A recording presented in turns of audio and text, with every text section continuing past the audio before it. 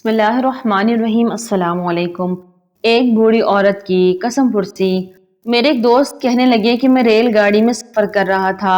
ایک 90 سال سے زیادہ عمر کی بوڑھی عورت مجھے کہنے لگی، کیا آپ مسلمان ہیں؟ میں نے کہا ہاں میں مسلمان ہوں۔ کہنے لگی کہ میں نے سنا ہے کہ مسلمان وعدے کے بڑے پابند ہوتے ہیں۔ میں نے کہا ہاں بڑے پابند ہوتے ہیں۔ کہنے لگی کیا آپ مجھ سے ایک وعدہ کر سکتے ہیں؟ جی مجھے بتائیے کہ میں کیا وعدہ کروں؟ کہنے لگی بس آپ مجھے وعدہ کریں پھر میں آپ کو بتاؤں گی۔ میں نے کہا مجھے بتاؤ تو صحیح کہ وعدہ کیا لینا ہے؟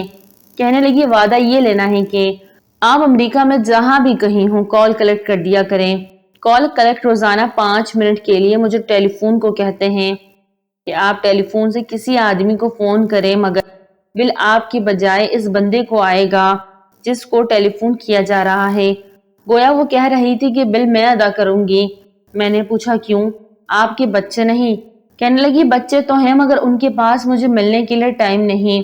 میرا بہت بڑا گھر ہے، مجھے اتنی پینشن ملتی ہے، مجھے خرچ کی پرواہ نہیں، مگر میں اپنے بچوں کو یاد کرتی ہوں اور اتنے بڑے گھر میں سارا دن اکیلی رہتی ہوں جس کی وجہ سے اب میری صحت بھی خراب ہوتی چلی جا رہی ہے۔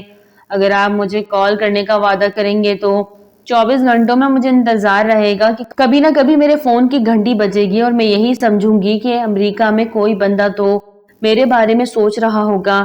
اس طرح آپ کے فون کے انتظار میں مجھے سارا دن جینے کے لیے ایک طاقت مل جائے گی۔ آپ بتائیں کہ جس ماں کی اسی ملک میں اولاد بھی موجود ہو وہ ماں 5 منٹ کے لیے کسی سے بات کرنے کو ترستی پھرتی ہے۔ یہ یورپی اور امریکی سوسائٹی کا کمزور پہلو ہے۔ بڑائی جتانے کا عبرتناک انجام۔ ایک آدمی کو اللہ نے اتنی زرعی زمین دی تھی کہ 3 ریلوے اسٹیشن اس کی زمین میں بنے ہوئے تھے، یعنی پہلا ریلوے اسٹیشن بھی اس کی زمین میں، دوسرا بھی اس کی زمین میں اور تیسرا بھی اس کی زمین میں۔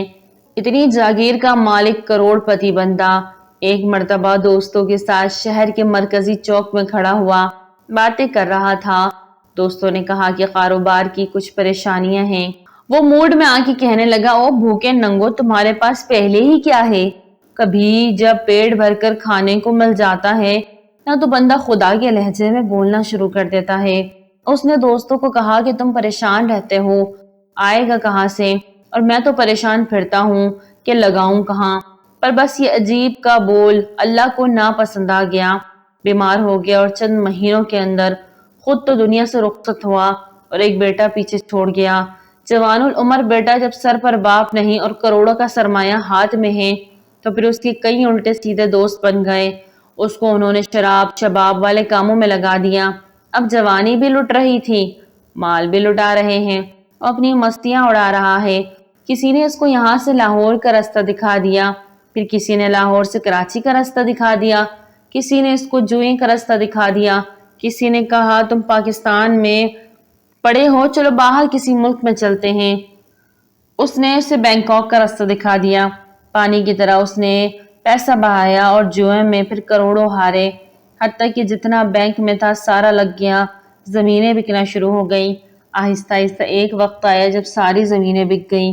پھر وہ وقت آیا کہ وہ نوجوان جس گھر میں رہتا تھا اس کو وہ گھر بھی بیچنا پڑا۔ اب اس کے پاس اپنا گھر نہیں تھا، کھانے کے لیے اس کے پاس کچھ نہیں تھا۔ جس جگہ وہ اس کے باپ نے بڑا بول بولا تھا اس کا بیٹا اسی جگہ پر آ کر کھڑا ہوتا اور لوگوں سے بھیک مانگا کرتا تھا۔ اللہ اکبر کبیرہ۔